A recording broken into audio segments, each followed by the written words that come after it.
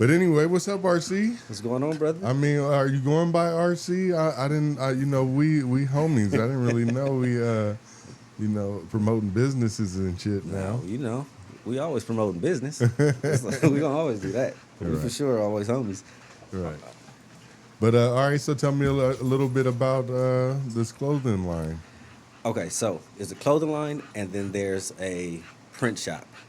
So the clothing line is AHC. That's Ambitious Hustlers Club. It was at one point a Higher Conscious Clothing, but I'm doing a rebrand. So it's about to rebrand it to Ambitious Hustlers Club. Right. ChopShop is where we customize everything, which is where we do everything basically. We do our own brand. We do. I've done Revolt. I do weed shops, whatever merch, everything. Okay.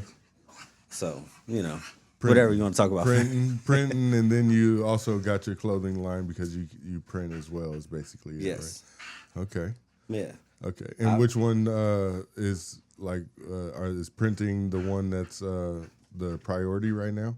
Yeah, printing is the priority, and the clothing line is more just like the creativity. It's just something that I want to do outside of. But I've been actually customizing clothes since like 2000.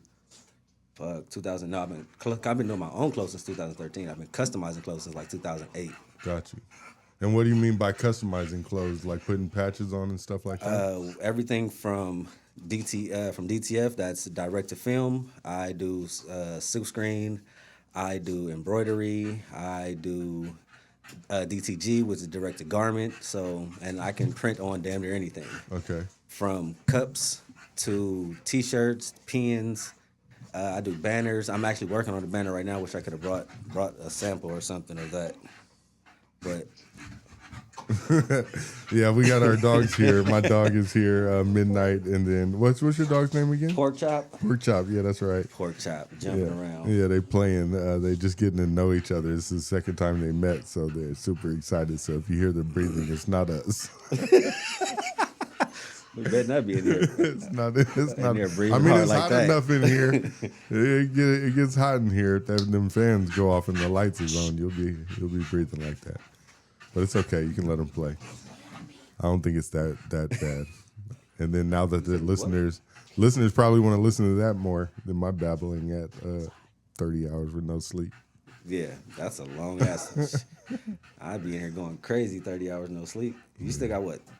How many? How long? Go. No, we're 32. I think this is 32. Let me see. Where are we at on this list? I can't even see the list no more. Everything's twos. And you doing 80? Yeah. Shit. 32, and I'm 48 to go. So you got like 40. Oh yeah, like 48 to go. Jesus. Yeah, pretty much 2 days from now. We got 3 hours. Just 2 days. Man. Just 2 days from now. That's all. Yeah, that's not right. That's all. Hell no. Just 2 more days. Okay. I'm about to be up for 2 more days just straight. 2 more you days. know, It's okay. you know, ain't no big deal. 2 more days. Hell no. It's only been a day and a half. No problem. I'd be in this motherfucker dozing off. Yeah. No, it's actually exciting. You know, the interviews keep me excited. I get to talk to people like you and find out about their products and, you know, how they make their products and, you know, why they make their products, which is what you can tell me now. Like, is this a passion for you or is it something that you just got the opportunity to do? How does it work to start a T-shirt? It was kind of a little bit of both because I've actually been, like, customizing my own clothes. Like, in high school, which was like 2003, 2004, I was actually bleaching, like doing bleach designs for like T-shirts and jeans and shit. Mm-hmm.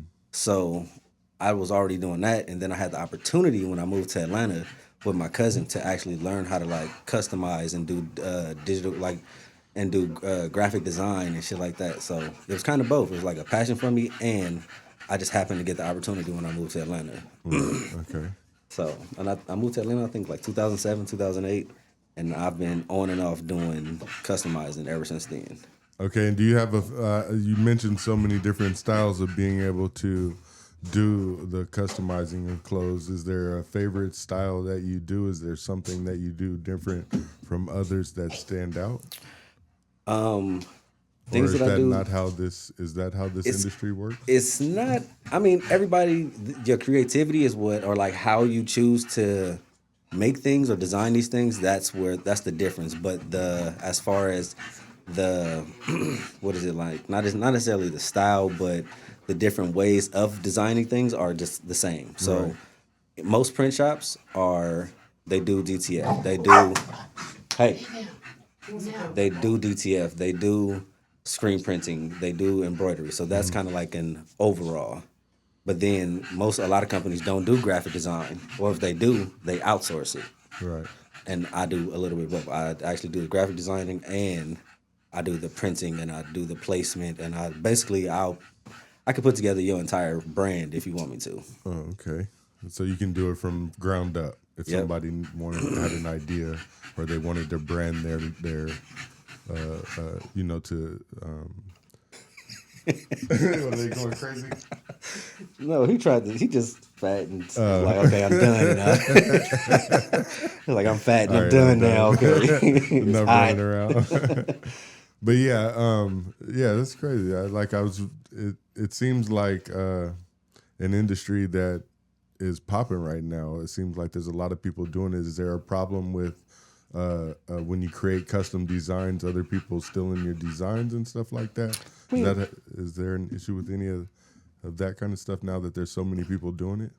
I mean, yes, it's always been a problem with people stealing your designs and stuff. That's why there's like, what is it called? Copywriting and stuff like that. Right. So if you're doing if you're branding, your brand should always be copywritten, things like that. But just overall designs, you got to expect somebody sometime to come up with the same. Like the Kendrick Lamar's out here right now. I started doing the mustard shirts with the black Charlie Brown characters and putting mustard over it. Right. I started doing it, and then literally within days, I saw the exact same design being printed as well. So those kind of things, yes. You got to expect people to come up with the same idea. But when you're doing like some original shit, like what I have on now, I don't expect anybody to come up to have on the kind of shirt that I have on now. When you sat down, right before you sat down, we got a glimpse of the back. Let me see the back again. Can you see it? Yeah, it's clear as day. Yep, Ambitious Hustlers Club. So this is my actual brand. This is my clothing line. This is my actual clothing line. Say that again into the mic. Ambitious Hustlers Club. And you said this is your clothing line? Yeah, this is my actual clothing line. Okay. So this design I don't expect to see anywhere else. It's not copywritten yet, so right. But it's something that I came up with the lettering, I came up with the placement of my logo and the words and everything. I came up with all of that. So I don't expect to see that anywhere. Right. So if I do, then yes, somebody copied the shit out of me. That's funny. But yeah, it's always been, you always have to worry about somebody copying your design, especially if it gets popular. Right. That's when you have to. That's like when Nipsey Hussle, when he started doing a marathon, people started doing knockoff versions of it. Right. So he had to put it out in the world. Like if it doesn't have this certain thing on it, then it's not from us. Right. Even if it says marathon in the neck, it could say everything. But if it doesn't have this specific thing on it, then it's not from us. And you got to find ways to stand out. You got your marks and stuff like that you put on your stuff when you send it out to make sure you know it's yours. Yep. And have you, if you're an artist and you hear your music on the radio for the first time, what was it like when you saw somebody wearing your clothes or clothes that you made for the first time? I don't even know what that word would be. What's the word? I don't even know what that word would be. It's like, it feels good to see somebody wearing your stuff. Right. And especially if you don't know that person. Right.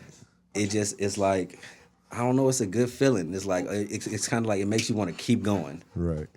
I had a friend that was making music in Vallejo, and I remember one time how good it made me feel to hear somebody driving down the street playing his music. I called him and was like, yo, somebody's playing your music just driving by. some random person. You know what I mean? So just imagine how he would feel. Right. Like shit. If you feel that good about it, then it's like shit. It's like he elated about it. Right. He's jumping out his skin about it. Right. So yeah, the feeling is crazy to see somebody like the first time I ever spotted somebody. I was in Carson. Somebody was jogging down the street with a pair of my sweatpants on. Sick. And just to be like, fuck, I don't know this person. I don't live in Carson. I've never passed nothing out for free in Carson. Right. To just see this guy with these sweatpants on, or to spot somebody at a crowd with a hoodie on, it's like I know for sure I didn't personally sell it to you. So it's a dope feeling. Okay.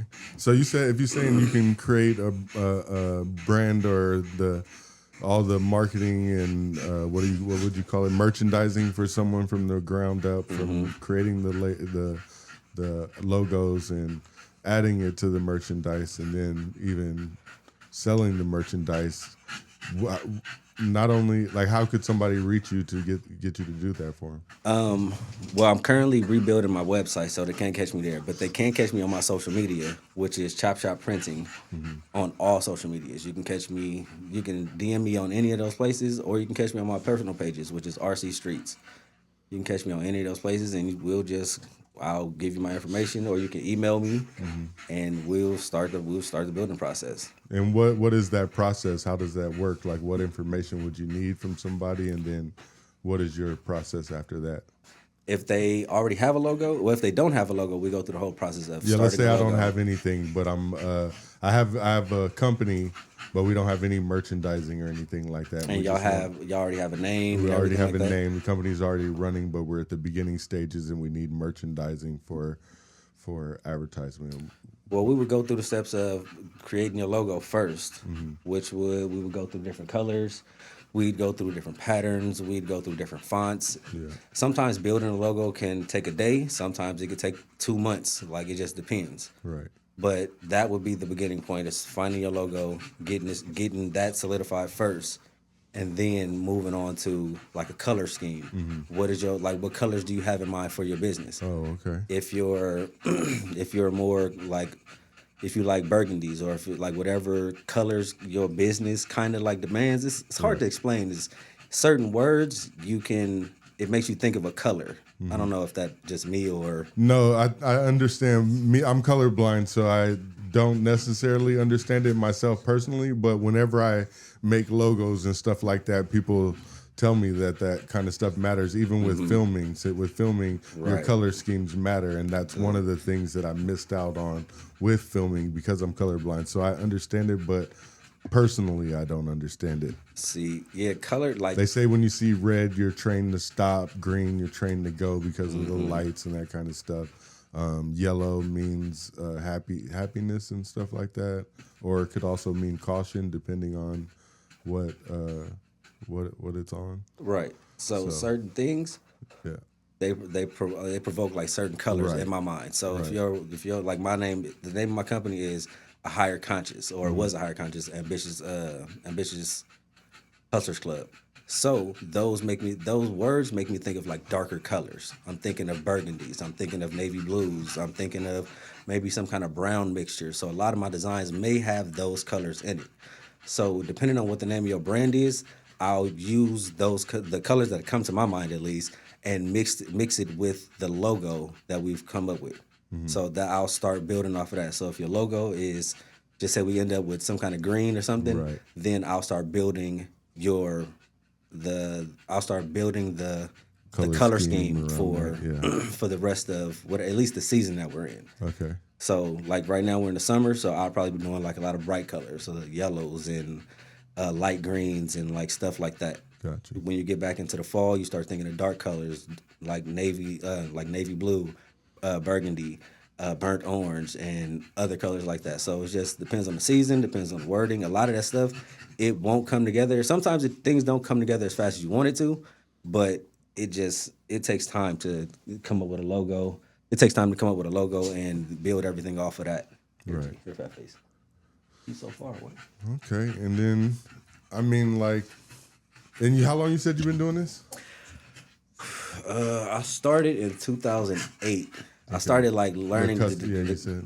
Huh? You said 2008 is when you first started customizing clothes. Yeah. Graphic designing and everything like that. Well, what got me into it really is when I was in Atlanta, there was this company that was going out of business. Can't think of the name of the company. They made these canvas shoes. The shoes had characters on them. This old school mailman. I think it was like some kind of tiger and some other stuff. It was like 3 different pair of shoes. Gotcha. So what we did was the company was going out of business. We ended up buying the rest of the company's inventory. And I had to basically get rid of the inventory now. So what I did was I taught myself how to do graphic designing, and I took those shoes and I took the images off those shoes and I put them on t-shirts, and I started selling t-shirts to match the shoes. And that's kind of where the whole I want to start a brand, or just like to get rid of things, or like to just the whole graphic design process kind of just start clicking for me. Got you. But that's where it was. It was in 2008. Okay. And okay, so 2008, how has the process or any of the business changed over the years? Has it? I'm sure it's changed a lot. What's the biggest changes? Is it the technology and how you do it now, or is it more? Everything has changed, really. It's more efficient ways to do things. Like when I first started, there wasn't really DTF. Like what I do now, do I have one? Let me see. Okay. Speaking of the mustard design, I brought one. So you can see that right there. Oh shit, is it green? Oh no, it's just see-through. It's just see-through. It's just a film. Okay, no, I was just making sure. I thought it was green and see-through because it was green. So this, you couldn't do this. You couldn't get this in 2008. It was an actual piece of paper that you had to stay within a square, and that's all you could print on.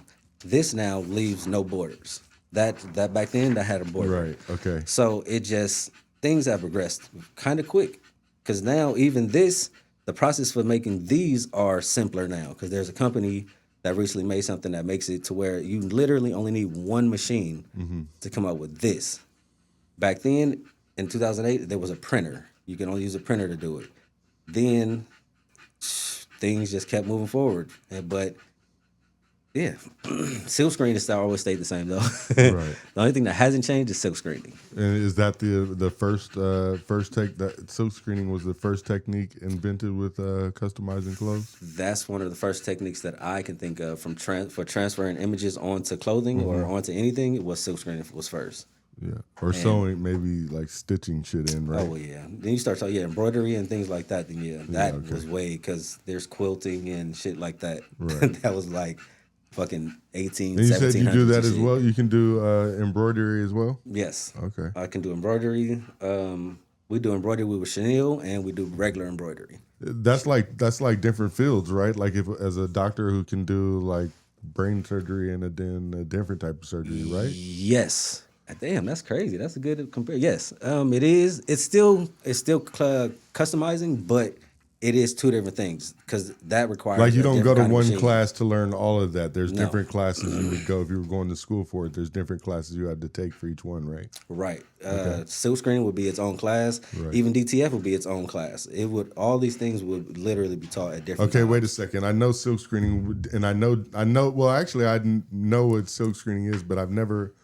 Like, I know the words, but what do you see? What do you hear or see in your mind when you hear silk screen? When I hear it, I already see the finished product with it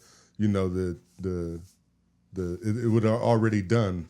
You probably see more of the process, right? Mm-hmm. So what does that look like? Silk screen, that's when you're putting ink into a screen and pressing it onto an image. Uh-huh. It takes a little longer, but the quality of it is way better. Is the press for that hot as well? Yes, you need the press for that as well. But yes, you need the press. You just need the press for the heat. It doesn't, like, you can use an iron if that's the case. Oh, okay. You're literally only using the heat press for the heat to push the ink into the fabric to make it stay.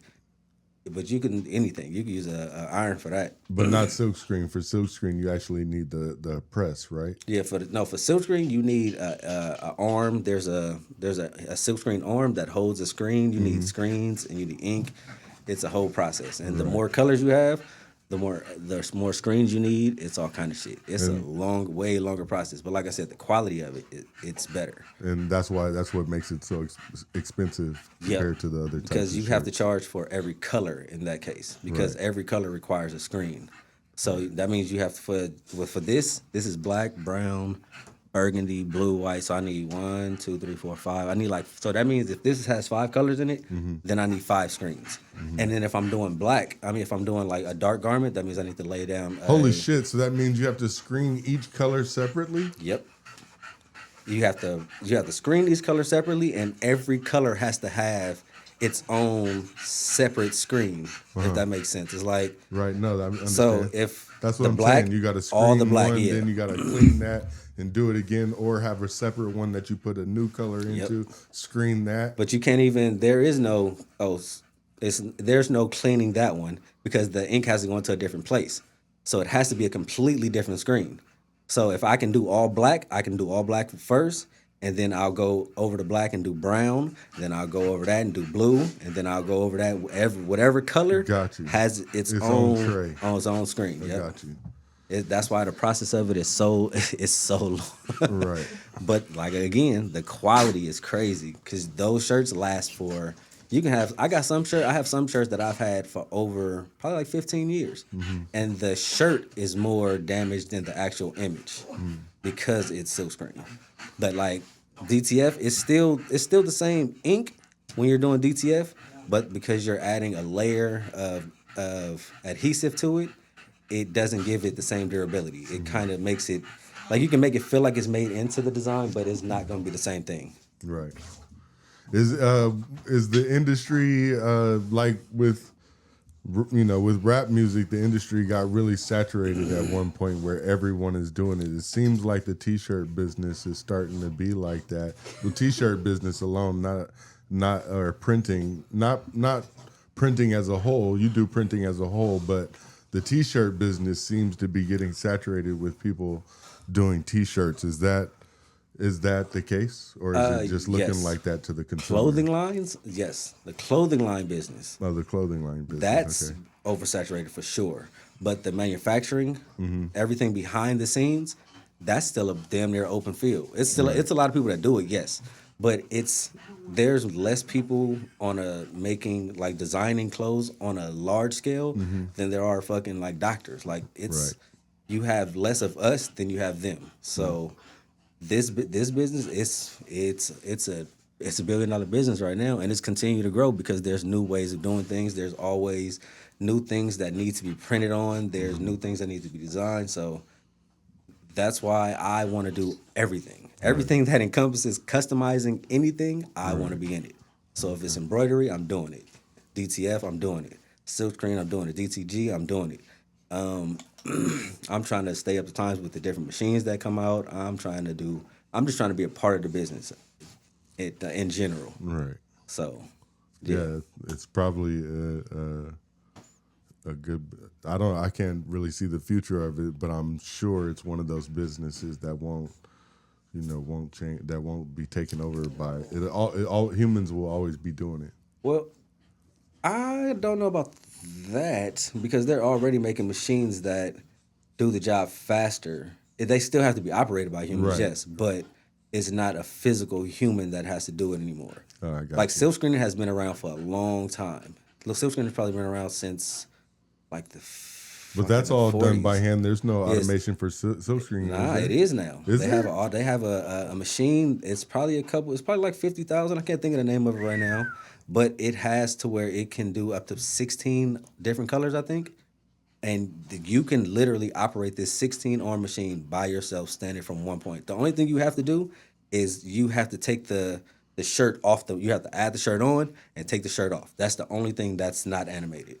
Other than that, it does everything. It does the color changes. It does the drying of the paints. It does everything. Right. You just have to stand and type into a system and calibrate everything.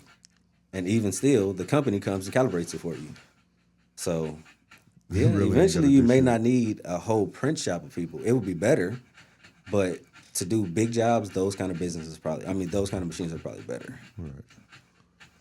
Because I most definitely if I can get my hands on one of them machines, I'm not going to be doing this shit either. No more getting my hands dirty. Man. You know how hard it is to get ink off you? Which is we'll get to that. What's the process of getting ink off? But man, sometimes you don't it stays in your nails. I still have paint from like days ago. I've taken multiple showers, and sometimes it stays around. It's hard to get ink, like especially bright colors like a red. If a red gets in the crack of your nails, you're gonna have red there for days. It dyes your skin or something. Right. What process is the fast? Is there one process that's faster than the other, or so silk screening is probably the highest quality, right? Mm-hmm. Which one is what process would be the fastest if I needed to get something done? DTF, which is direct to film. That's probably the fastest because. And how does that process work? That's just a printer. It's a printer that it still deals with plastisol ink. Plastisol ink is the same ink that you use for silk screening. So it's just a printer that prints out plastisol ink instead of regular paper ink. This nigga just started speaking Chinese to me. Yeah, my bad. All right, plastisol this nigga ink. nerded out on me. My bad. Hold on a second. All right, so look. All right, so there's regular ink. Wait. Ink. Okay, yeah, that's what I was going to ask. Okay, there's regular ink, like for paper, like for regular school paper. And that's not the same ink? It's not the same ink. Okay, but you can use that ink for other shit, but not this. It won't last as long. Gotcha. Like it'll wash out way faster because it's not meant for fabric right. ink. So there's fabric ink and then there's regular ink. It's not water resistant. Exactly. Got you. So with silk screening, the name of that ink is plastisol. It's mixed different. It's a little thicker than regular ink because it's meant for fabric. Got you. The DTF printer prints out plastisol ink. So it's the same type of ink for fabric, but it's coming out of a printer. Got you. So you can print it onto the paper that's gonna be and then you just heat press it onto a shirt. Got you. Okay. So the process is way faster. You can do 15 colors in one swoop. Like it's not a oh, I need to change the ink here. I can run through this many shirts and I gotta change the ink. I gotta heat. It's not none of that. It's literally I'm gonna put this image into my computer, print this image out of my printer, and then I'm gonna heat press it onto my shirt. There's a few steps in the middle, but that's the basic, that's the gist of it. Got you. Baby takes notes. DTD printing coming soon. DTF. No, DTD. That's my company. Oh, DTD Jesus. printing. This nigga just gave me the whole game. Oh, man, you know what's crazy? That ain't even it. I tell you that, you think you about to get started, you be like, oh shit, he didn't tell me that. But wait, there's more. But wait, there's more. Uh-huh. Damn. Okay. That's exactly what it'd be. You be like, damn, See, I skipped that whole step. That'd be the problem. Motherfuckers get that kind of information and think they know it all, go into business and be fucking up people's t-shirts. Yep, that's exactly what they gonna do. That's exactly what I'm like, damn, it ain't staying on none of the shirts. What's happening? The damn image is too light. What's going on? Right. But there's other steps in the middle, programs that you need, a ripping program, adhesive, shit like that. It's stuff in the middle, but... Yeah, it seems like enough shit that you'd have to be doing it from 2008 to be doing it really good. You can't be fucking around just learning this shit overnight to do it. No, yeah. No, it takes a little while. Right. It takes a little while.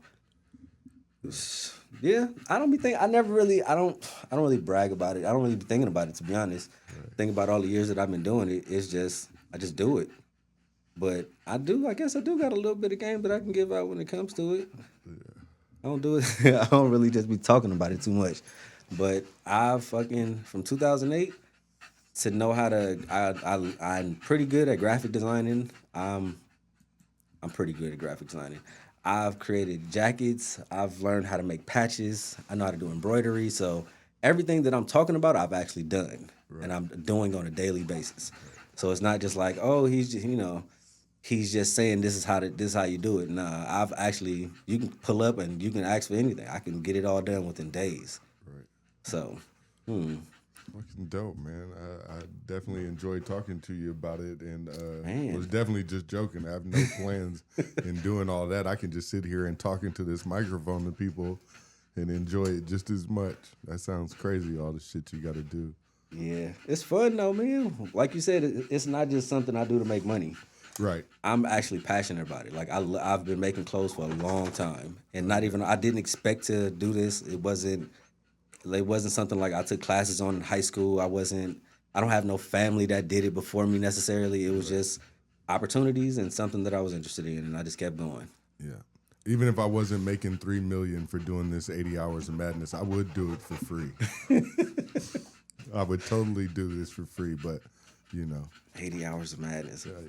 If I wasn't getting this 3 million, See, we passionate about what we passionate about because I be this motherfucker asleep. I'm doing this shit for free. I'm being hella sarcastic. Man. I'm doing this. I'm staying awake and doing this shit and promoting you motherfuckers for free. Y'all be getting 50 hours of music and 30 hours. Y'all got one full day out of me. But somebody gonna be on this. It might not be me, but somebody be on this motherfucker. Yeah, but I appreciate you, brother. You already know. It's all love. No, it's fun. It's fun to support people and do this shit, and hopefully something comes from it. Oh shit! Matter of fact, since we still here, let me go and show you some shirts real quick that I've done, just so you can see the quality of what I'm saying as far as Let me turn DTF. off the green screen too, so they can see it. I'm gonna turn it off for a second here, so you guys can see what he's working with. Oh shit! Took the city from behind me. Colors, yeah. I want them to be So able to see that. this is all shirt, DTF. These are DTF images. All right. So this is one of my first designs for my clothing brand. Goes down. What does it say at the top? It says wealthy. Oh yeah, okay, I see it now. Boy, that you and them colorblind, huh? Yeah, I really So that says wealthy. This is one of my new designs. It's not complete yet, but Ambitious Ambitious Hustlers. Hustlers. Yeah, I see that one. This has got the little small on the front. And what you mean? Okay, wait, turn it back around.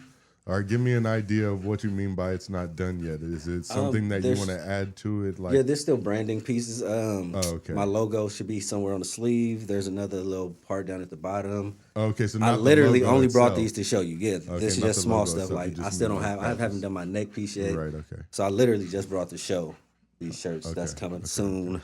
Right. Here's one more. I'm gonna do two more, and that's it. No, you good. As many as you want. We got time. That's the back. Los Angeles. 2025. Okay. And there's the front.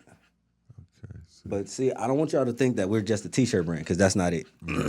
T-shirts is what we do on a daily basis. I have for this winter, I have a Letterman jacket that I'm dropping that's coming out. I have a trench coat, overcoat that I'm dropping, a wool overcoat, I think knee length or like down to the calf, and button-ups that I'm working on. It's not gonna just be t-shirts, but this is what we do, t-shirts, as you can see. right. Ambitious Hustlers Club. These are all original designs. Dope. And I was seeing this one. I got the little logo on the sleeve. Can you see that? Yeah. Oh wait. So yeah, my logo. You're not gonna see this logo anywhere else. Bet not. If you see this logo anywhere else and it's not on one of these t-shirts, it ain't real. Right. Because you're not gonna see that logo nowhere. But yeah, that's what That's what I do. So between AHC, which is Ambitious Hustlers Club, the clothing brand that I'm actually putting out, and ChopShop Printing, which is my business that I do on a daily basis. You can find me at ChopShop PD, which is ChopShop Printing and Design, on TikTok, Twitter, Instagram. I don't think I'm on Facebook, but yeah, you can find me everywhere. Find you. Search. So yeah, there it is right there. ChopShop Custom. Dope. That was dope talking to you, man. I appreciate you taking the time and Man, I appreciate you inviting me, bro. It's all good.